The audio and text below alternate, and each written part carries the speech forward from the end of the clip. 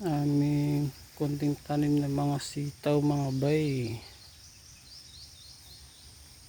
May mga ilan ng bunga na to, tapos yung iba may bulaklak na din. Ito bunga na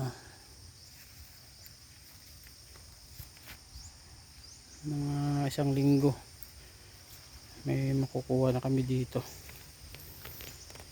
Ayan, bulaklak.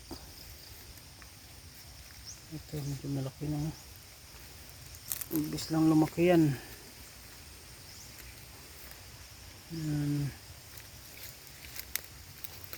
Pag may tanim may aanihin.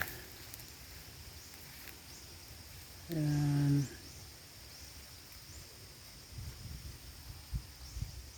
Pang ulam na yun mga bay.